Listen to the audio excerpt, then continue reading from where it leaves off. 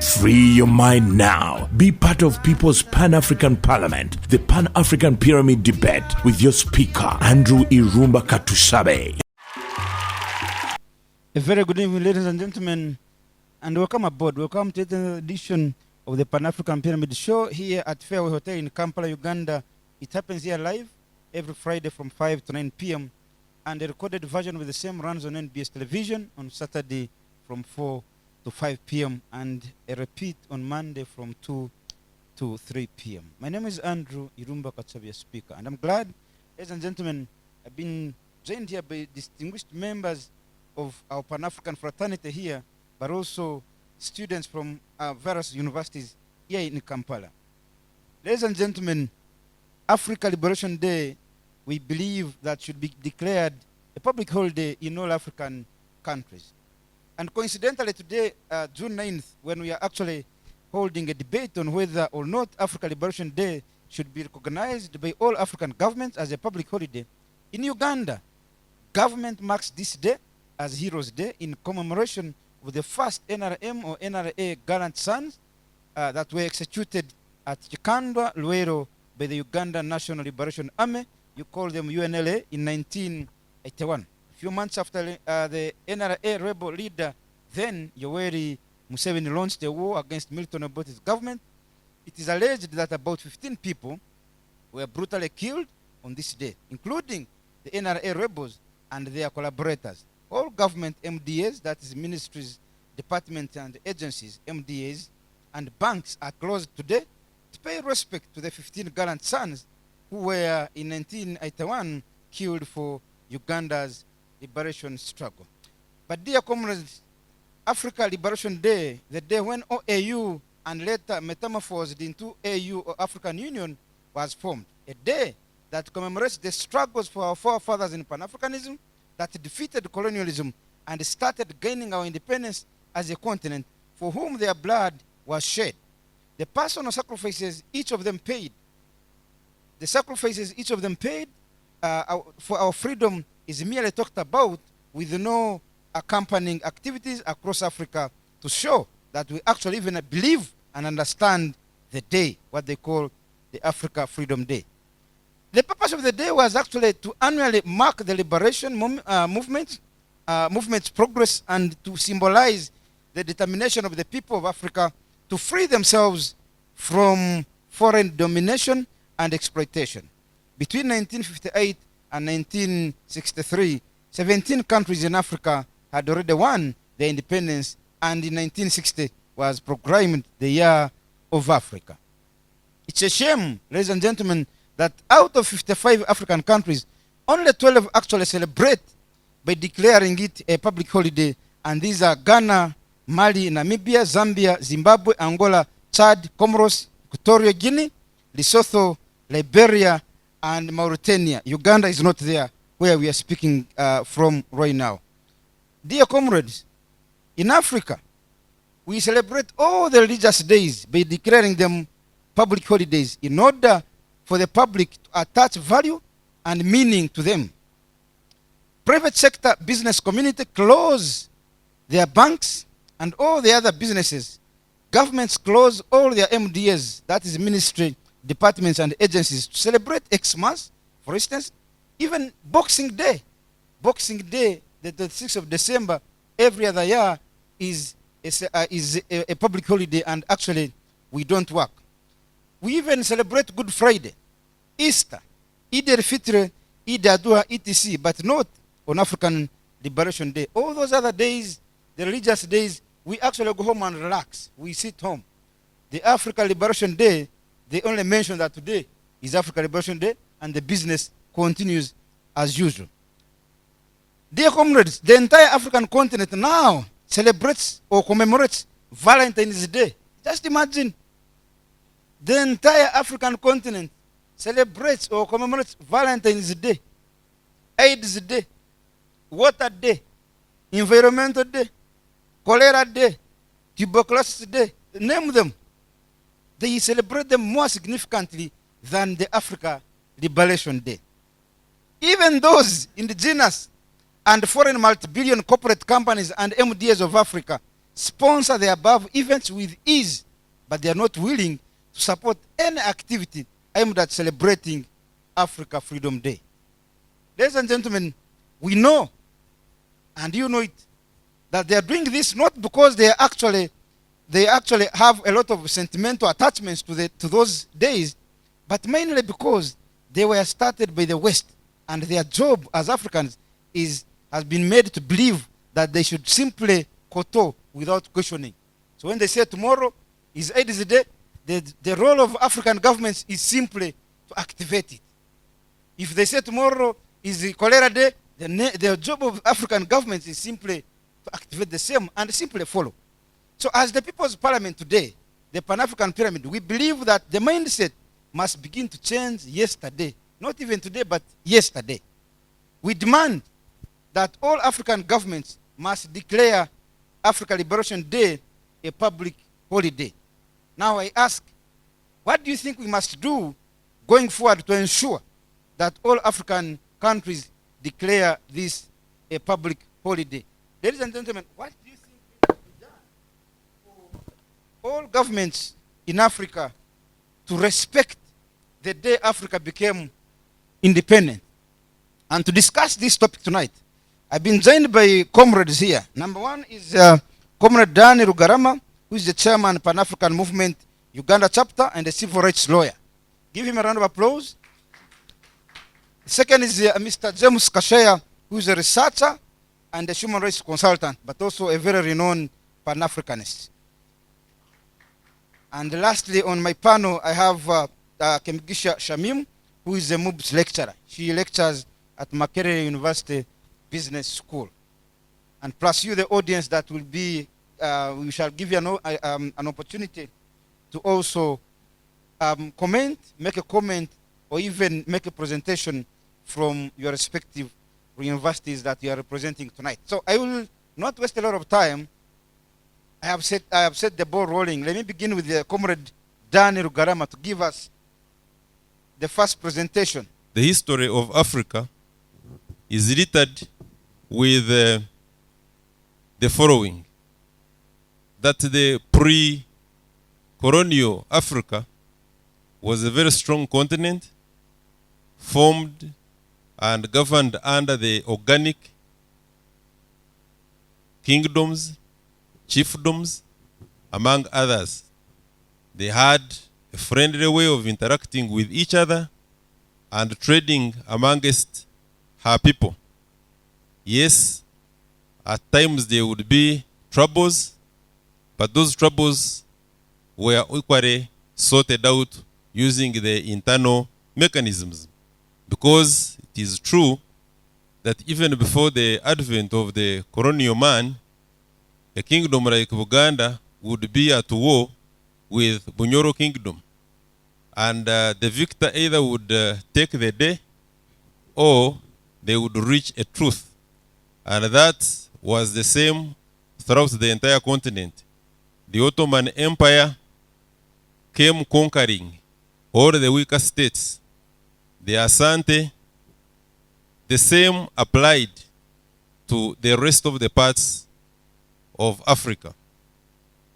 In the same breath, this particular Africa later experienced slave trade, where the middlemen, the Arabs, and the white man, America, Europe, were physically trading in human beings. And they had means, of course. Those of you who have watched the film Kinta Kunte, is it The Roots?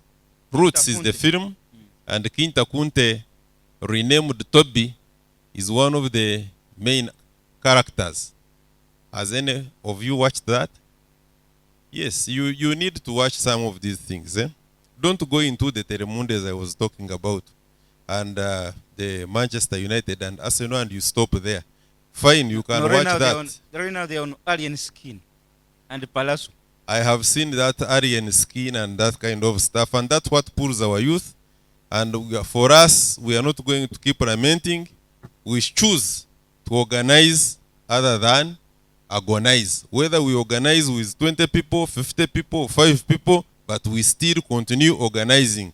Because if, for instance, people were to give up, then I think Christianity, the pastors, the reverends, the fathers would have stopped preaching every day and every Sunday, because the Bible is there for them to read, and they would just leave it to the worshippers. But in the same breath, as far as the history of Africa is concerned, later we experienced when they had done with the slave man, some of them, of course, who stayed and they constructed the present-day America, where they are heavily segregated, where you have seen the likes of Martin Luther Jr., the likes of Malcolm X, and Louis Farrakhan, Dr. Umar Johnson. Those ones don't matter. They consider those who came, the Trumps who came from Germany, the Madonnas who came from Italy, as the natives, or for that matter, the citizens of America. Even when you look at the American Constitution and the preamble, we, and in the we that they mentioned, they were not including the African American. That notwithstanding, when they had done away with the slave man, either retained him where he was sold, not to mention that a number of them died on the way, others were raped, they lost their identity, then they realized that it was no longer necessary after the discovery of the steam engine, that industrial revolution. They now needed to enslave the African man on the African continent and extract the raw materials. We went into another phase of direct colonialism. 1884, 1885, the popular Berlin Conference, where no African participated.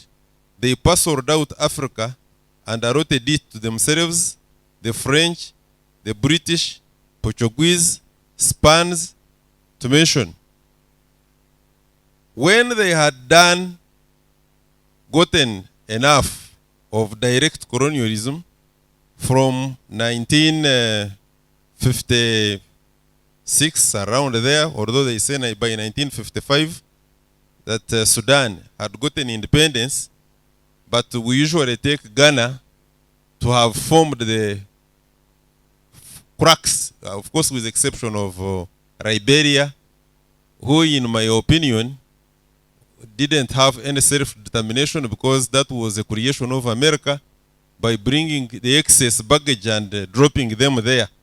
Maybe you can talk about Ethiopia, which managed to defeat the Italians at the Battle of Adowa, and although they wanted to wash away this shame when they came back, but the truth of the matter is that we can safely, historically and academically argue that Ethiopia was not colonized in the severe sense of the word.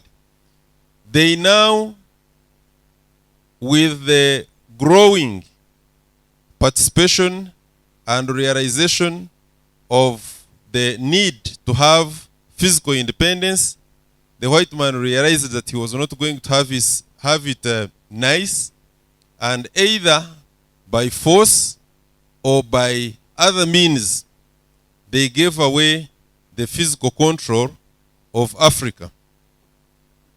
Because, and it was gradual, because Africa never got independence as a continent, or for that matter never regained, because you see, when you say it never got independence, it's as if to say that Africans were not independent in the first place. So the correct word is there to be used is regained independence, because it was independent, her independence was taken away. So we had now the neo-colonialism coming in, whereby the black Africans, up to now, we are being exploited from our own home ground. That, and probably in a more rude and pernicious way than it was the other time. Only that if you do not wear very good contact lenses, you're not going to be able to see that actually we are being exploited much or worse than it was during direct colonialism. Having said that, the creation, therefore, when the physical independence or regaining of independence of Africa was being crystallized, we had the likes of Kwame Nkrumah and his group, even before, by the way, 1963, meeting in Casablanca, Morocco, with his group, and that was the group that was fronting for Africa to come out as the United States of Africa, one army, one currency, and one government. However, at the same time, there was another group called the Monrovia Group, where the likes of Mwalimu Julius Kambarega Nyerere and the emperor of Ethiopia at that time were interested, yes, in coming together, but they were skeptical and they wanted it to be gradual, not as they claimed, radical and abrupt as Kwame Nkrumah wanted it. But if you asked them today, and you asked me, I will tell you that Kwame Nkrumah was absolutely right. That later was to come into a loose coalition which was named Organization of African Unity, or AU. The Organization of African Unity was actually a loss to the people of Africa in the sense that it was not as grounded and strong as had been envisaged, and that the crack within Africa regaining independence had started manifesting. That the divisions... First of all, not all of them had actually adopted the OAU. Some countries remained, I think, reluctant. You see, even when they said, first of all, AU has got her troubles, but truth be told, they have had a contribution to the growth of Africa as a continent. And now when you look at what they are doing through their bodies, like peace and security, they may have pockets of failure here and there. They now much talked about and gradually being implemented Africa Continental Free Trade Area. You can see that we are moving somewhere, but we are not yet where we want to be.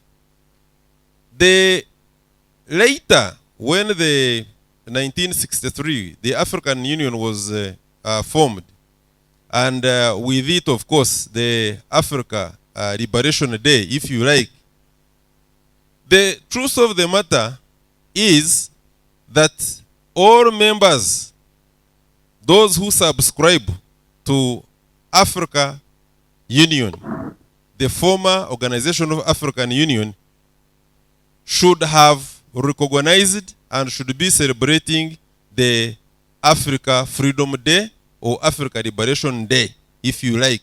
Doesn't matter what you call it. A rose flower, even after being called by another name, will still smell the same. I want to thank you very much, thank you, audience, and I'm looking forward to implementing what we have shared here. I don't claim to be any absolute custodian of knowledge. I only give my views. Whether you take them or not is upon you. Thank you. Thank you so much. Thank you so much, Comrade Dan Rugarama. Let me invite Mr. James Kashaya in that order. Now, Africa Liberation Day is a day when you are remembering the great sons and daughters of Africa fighting for their freedom. Now, when you are remembering people who died fighting for such a noble cause, you don't celebrate. This is a commemoration. Commemoration is different from celebrating. Remembering. Commemoration is remembering. We are remembering. And in remembering, as a continent, we should show the world where we have come from and the strengths you display, the strengths now you have. From slave trade, from colonialism, from all those crimes against humanity you committed against us. Now this is where we are. So for that matter, Mr. Speaker, Africa Liberation Day should be remembered while in terms of commemorating and remembering those achievements. Now, no doubt, Mr. Speaker, in your preamble, that this is a very, very important day. Very important. Where many people fought for their independence, for their freedom, for their liberty. Mr. Speaker, the reason why many African states are not celebrating this day and only celebrate Women's Day, Alcohol Day, Drug Day, and many days. There are some of you not heard. Yes? There is also a day for alcohol. Yes. Hey. Yes, people feast. So what do they do on that day? They drink and booze. Now, it's because we need another wave of liberation. And that liberation, Mr. Speaker, is the mental liberation. Hey. Yes. The mental liberation. The mental liberation. Africa needs another liberation, which we call mental liberation.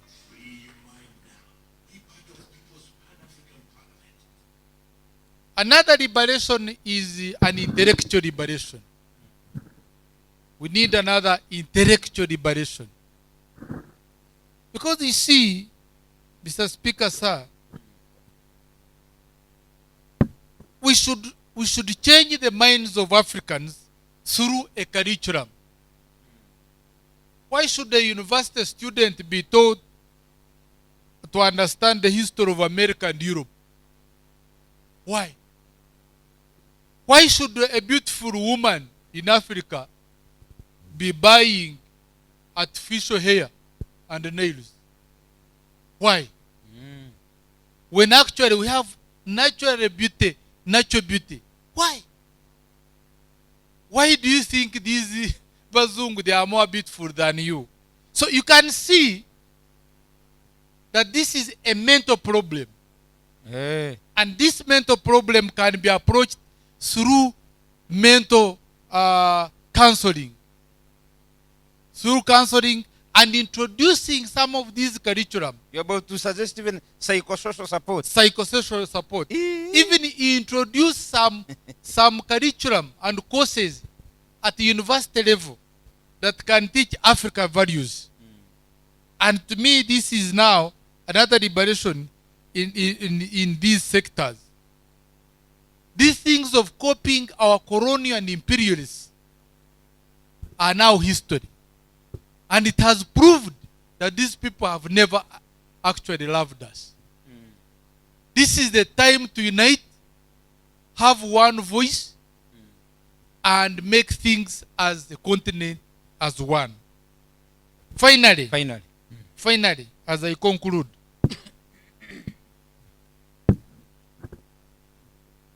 the struggle to liberate Africa is still continuing. As we commemorate the African Day, we should also talk to a continental legislative arm, which is called the Pan-African Parliament. Fast track this. Yes. And make this one functional.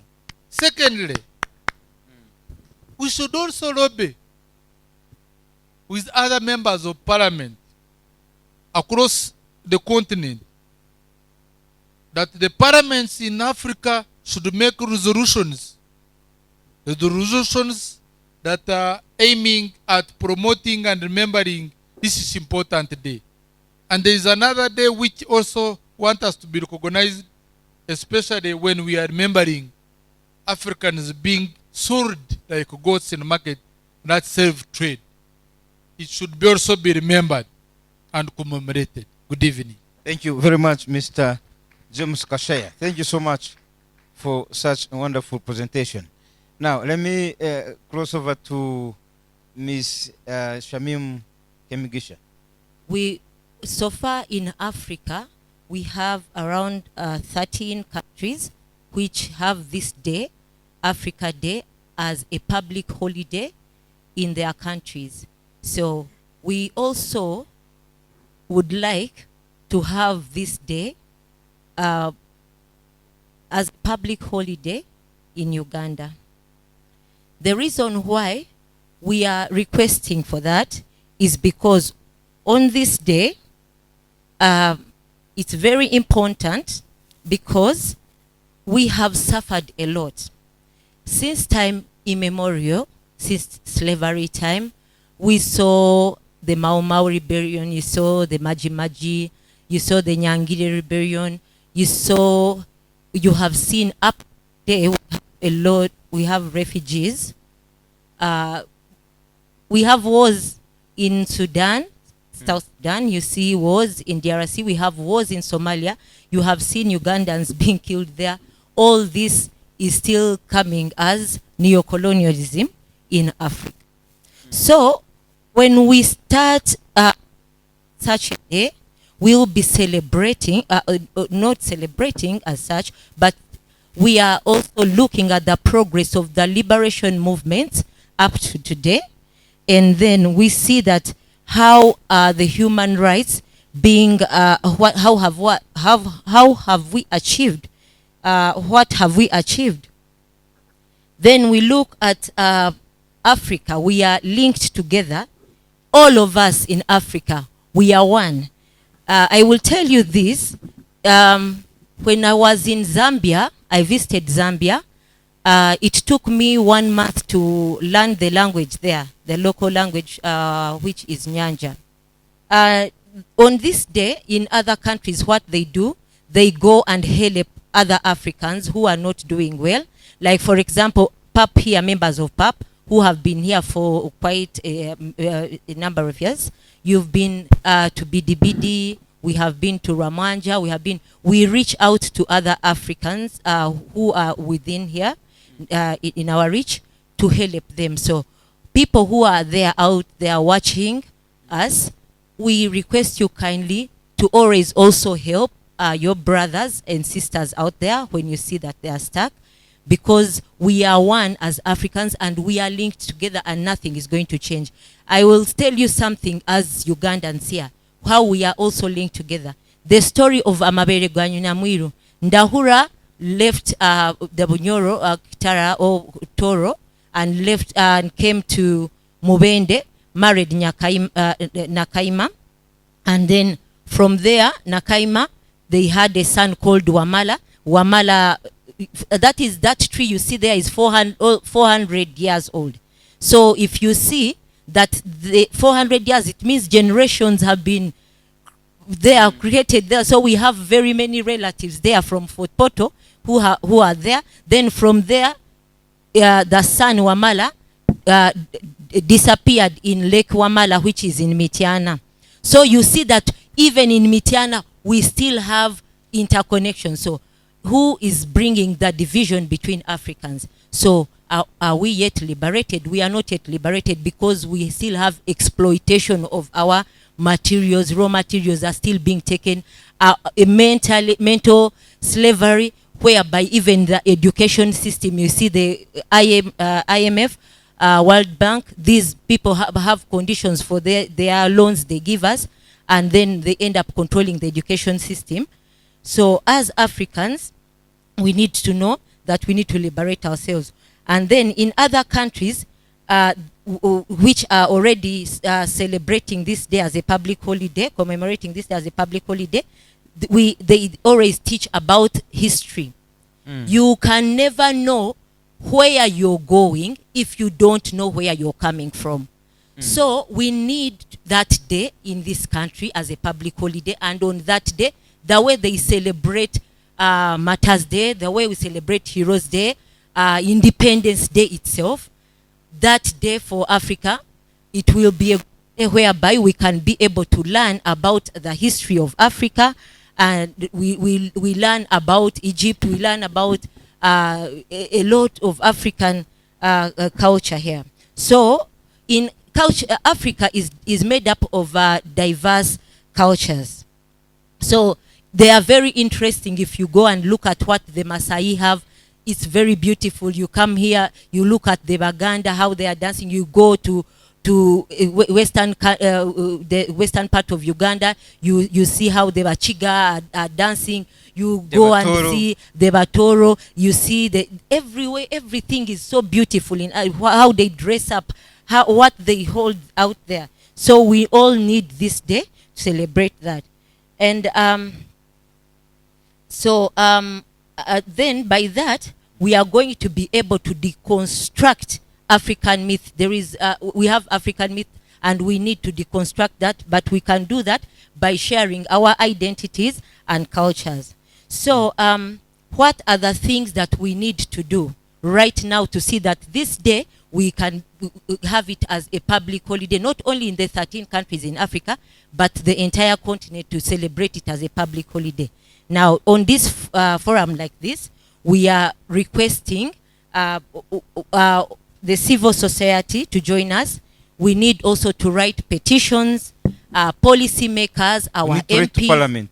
Yes, our members of parliament, they are the policy makers. They can help us to put this in action. We also request Honorable Speaker of Parliament, among Anita, and all MPs, we urge you to consider declaring the African Liberation Day as a public holiday, because this day symbolizes the triumphs and aspirations of the African people, fostering unity and celebrating our own rich heritage. I'll come to the audience now. We begin with Mr. Nkwanga Michael, who is the official spokesperson of the Pan-African Pyramid, but also a student at Chambogo University. Mr. Nkwanga. You see, right, Honorable Speaker, sir. Today's discussion reminds me about the plight of the black man in American history, that is after slavery. That partly gave birth to what we call the Black History Month. I am a protagonist in the notion that Africa Liberation Day needs to be declared as a public holiday across Africa. Okay. But in my own opinion, Africa Liberation Day should not only be a public holiday, but also a semantic day. Semantic day. The difference lies here, that for a public holiday, there is a temporary closure of usual business, government offices are closed, and people take a day off. For semantic days, there could be or not be closure of business. There is a dedicated effort to a theme of the year. Several activities and engagements are put in place, funded by government, in celebration or commemoration of the day. And also, media entirely focuses and concentrates on the causes of the day that is being celebrated. I feel that is very, very important. Okay. That's a good one. First of all, as Africa, why is it important to have the Africa Liberation Day as a public holiday, and most importantly as a semantic day? We need to have a yearly synopsis as Africans, where we discuss the accountability, where we have checks and balances, where we go in depth to demystify and elucidate on how far we have come, what we have been able to achieve, what we have failed to achieve, and how best do we resolve. Most importantly, what makes us proud being Africans, and deeply to analyze whether we are contented with the Africa we have or not. But, Right Honorable Speaker, if that is to happen, we also need to have Africans that have the love for Africa at heart. Not the Africans that wake up and their end vision is to travel to Europe or Arabia.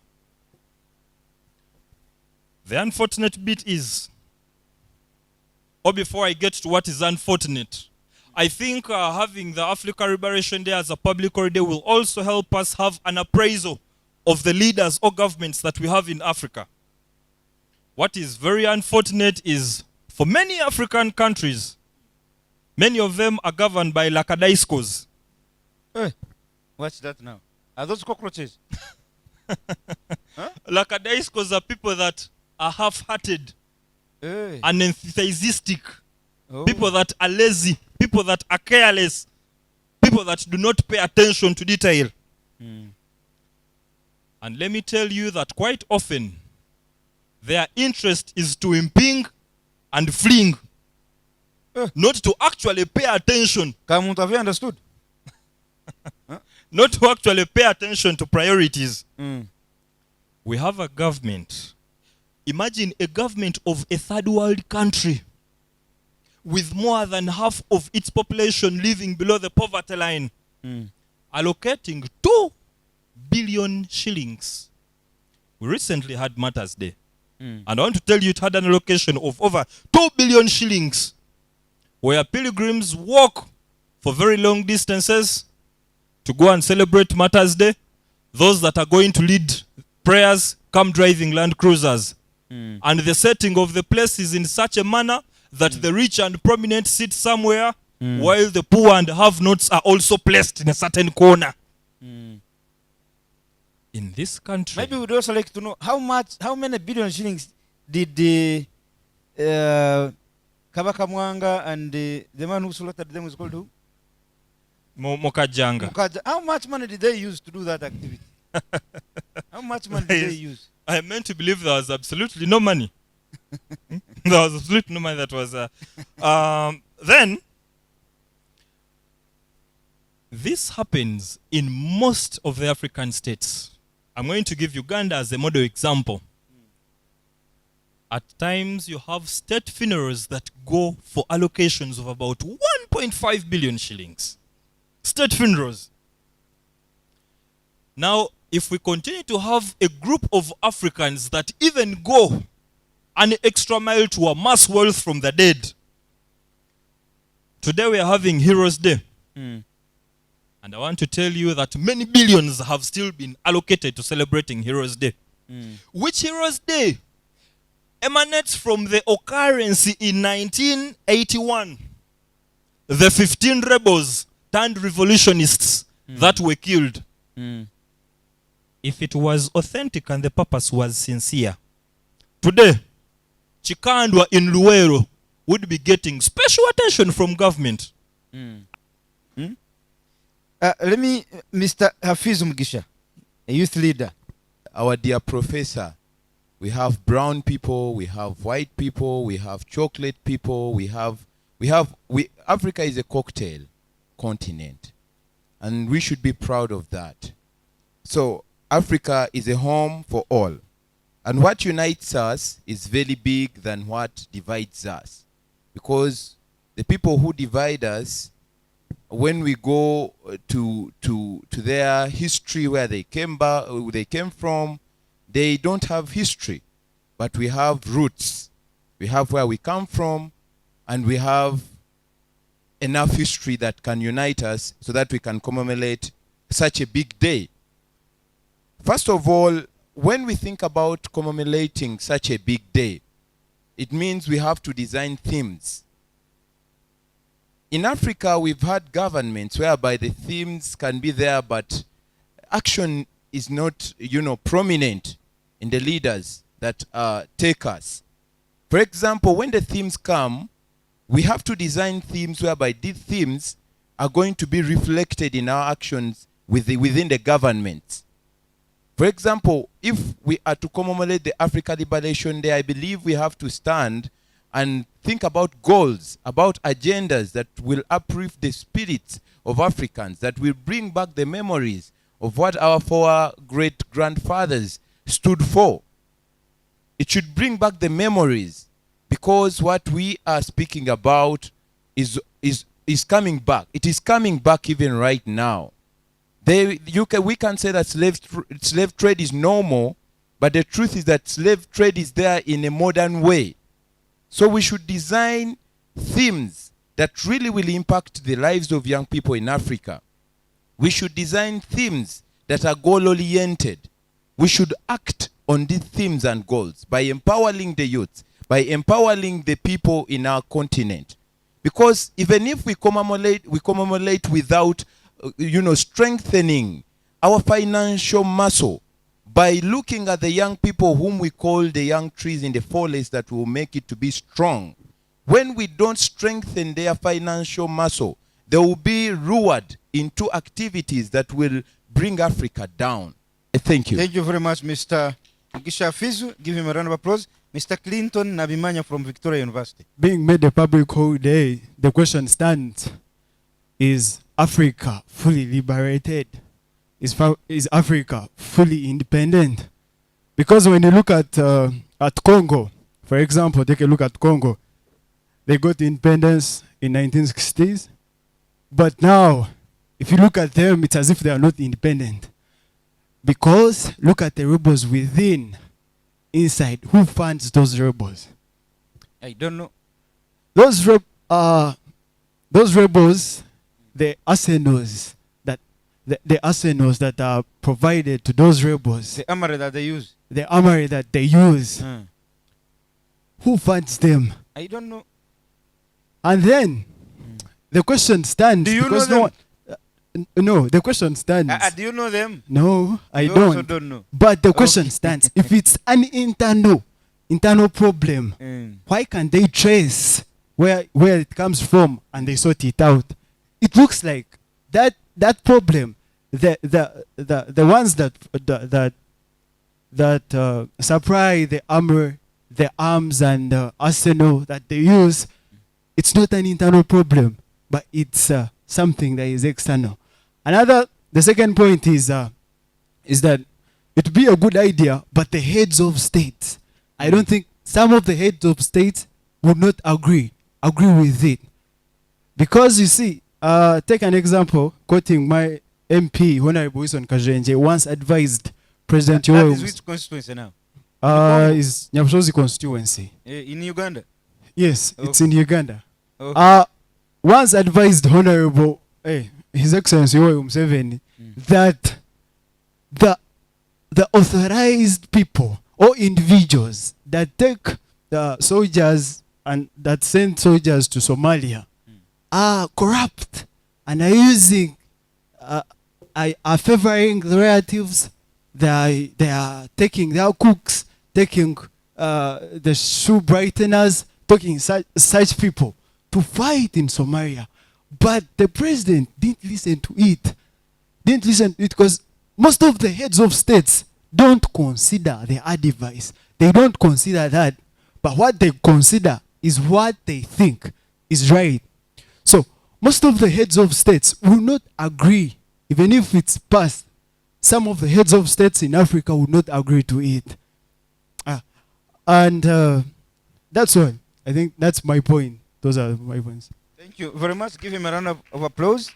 Mr. Clinton Nabimanya. Let me have Mr. Chomhendo Sedevano from Makerere University. Our forefathers, the likes of Kwame Nkrumah, Patrice Lumumba, Samora Machel, and the rest fought for the total liberation of Africa. Julius Nyerere and the rest, they fought for the total liberation of Africa. And they were successful because Africa attained their independence. But Samora Machel said that aluta continua, meaning that the struggle continues. That means Africa was not totally independent. It's a continuous struggle. It wasn't totally independent in terms of economical and politically. That means today we are not yet all that independent. That's why the West or these Western countries still dictate on the public holidays that we should celebrate as Africans. So let us unite as Africans and apply Pan-Africanism, the ideology of Pan-Africanism in real life. In real life, not let it not remain as an ideology. Thanks, Mr. Speaker. Thank you so much, Mr. Chomhendo Servano from Makerere University. Let me now run to Mr. Angulia Bridge. African Liberation Day. If you speak about African Liberation Day, should it be celebrated? In actual sense, the former president of USA, that is Donald Trump, out and said African countries should be actually colonized again. What was he trying to mean? The way things move on in Africa, likes of Zimbabwe, Congo, Chad, Central African Republic, among other countries, here I find that most of the leaders who came out fighting for liberation, these are the same people contradicting with what they came out with, as in the strategy they came out with. Thank you. That's my view. Much. Liberation as a subject, as the subject of concern, African liberation is dated back in 1960, whereby the prominent African leaders came up with strategies and they formed an organization in the names of OAU. And in this organization, they had the key features and objectives. Thank you so much. Let me, Mr. Makanga, Alex, Chairman, Ukrainian Solidarity Group in Kampala. Mr. Speaker, Yes, sir. let the Pan-Africanism is not just spoken, but even in actions of some people who are doing something to uplift, to bring out the sense of superiority among Africans. We should take those people in that category as people who have made something to make Africa becomes the Africa we all want to see. Mr. Speaker, sir, I'm Makang Alex, the President of Ukraine Solidarity Committee, Uganda and Sub-Saharan Africa. On the topic, I will agree with the architectures of the motion that the day should be celebrated. I want to base my argument on the Africa One struggle, Africa Unity, which all stakeholders, I mean Africans in that context, attributed to and yearning to see that it becomes a reality. Mr. Speaker, sir, the achievement of the Africa One or the African unity, which many Africans are yearning for, its achievement is attributed to a number of factors. Some are physical, let me say political and economical integration, others are spiritual, but all in all, physical and spiritual, they would there need a room where the Africans do imagine, do think about themselves, about them being Africans. And that will give them the mandate, the strength, and the vigor to work hard to attain that Africanism being. So declaring a day for all Africans to commemorate, to think of their being Africans, can create an opportunity to discuss, to learn, to tell stories, even to know, because, yes, because, give an example.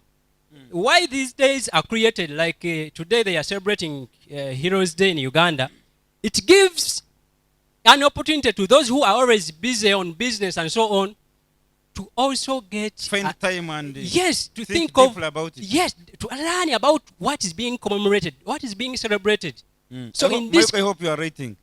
in the same context of this Africa Liberation Day, once that day is declared all over Africa, that day in all over Africa, every government in every state, what is being talked about is the African struggle, is how African can become one, is how African used to relate to each other, how Africans were leading themselves.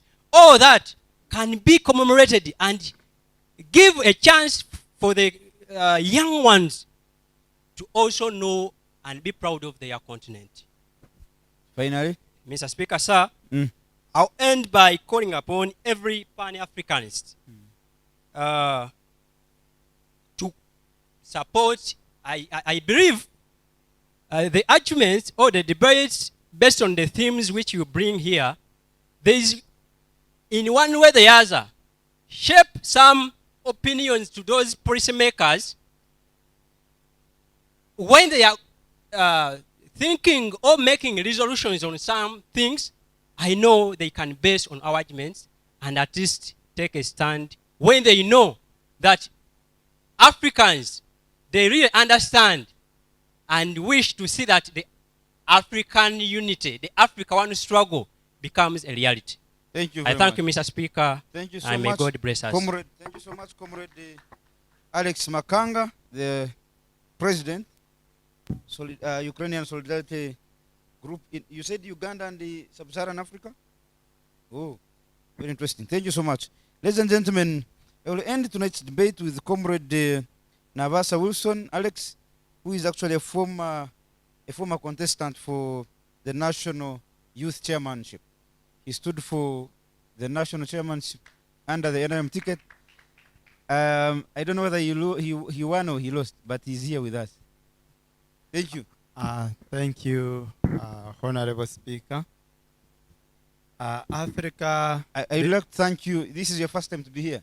Yes, this is I my wanted to first. give you the last. I wanted you to be the last person, so that at least I can help you to cheat some minutes. Okay. Maybe 5. Thank you very much, Honorable Speaker. Actually, I used to be in this place some time back. I think last 3 years. Africa Liberation Day should be declared public holiday in Africa continent. This is long overdue, Honorable Speaker. It is very long overdue. This would have happened by 1960s. Honorable Speaker, this making Africa Liberation Day a public holiday, it would be of great significance to commemorate our African heroes, talk of Kwame Nkrumah, Mwalimu Julius Nyerere, Mandela, and others. As it is not enough, it would be a day for all Pan-Africanists in countries like Uganda to carry on an activity that even would spark into uniting the whole Africa. Honorable Speaker, as I have said, this is long overdue. But how can that happen? What should we do to make this happen? Starting from days of direct colonialism, all African struggles and all achievements happened simply due to uprising or somewhere protest. I think, Honorable Speaker, this, I first of all call upon all Pan-Africanist youth in the country to support this, also legislatures to support this, and another thing, to think about how can this happen.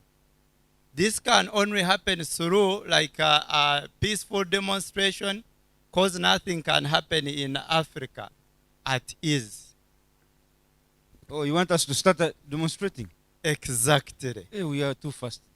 Why don't we first begin with peaceful engagement like we are doing now? Before I forget, I thank you very much, Comrade Irumba, for such discussions. Thank you. And you are really a Pan-Africanist. Thank you. Comrade, this is not easy. Set up a Pan-African discussion in this place. So I thank you, Comrade, and other comrade and other honorable colleagues. Thank you very much. Through this, we can engage legislatures, the head of state, and other Pan-Africanists to first learn more. We need to learn more. As honorable colleague Kashaya said, there should be mental liberation. We should learn more. What is Africa? We should teach more. We should engage more youth to learn about Pan-Africanism. Then after we can continue and fight for this.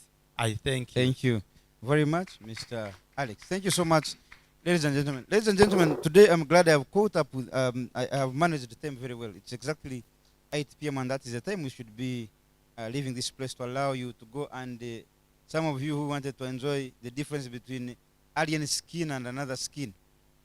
Yeah. Now, we are beginning this process now. For us as Pan-Africans, we don't agonize, we organize. We have started this debate. It's not going to end here. First of all, the debate is going to be carried on two other platforms. But most important, we are starting the process of seeking for signatures. We will come to you, and part of the process will be online. So we shall send you a link, sign. We are going to have a petition, sign it, and then we shall collect all those signatures, use them to petition, first of all, our own parliament here in Uganda. We shall seek audience with the Speaker of Parliament. We take our signature, our petition that is well signed by members. They should not accuse me of having manufactured those signatures. That's why we want everybody to sign it, put your email address and put your contact, and then you send it back. We will collect those signatures. The first person to petition is the Parliament of Uganda. The second one will be the East African Parliament.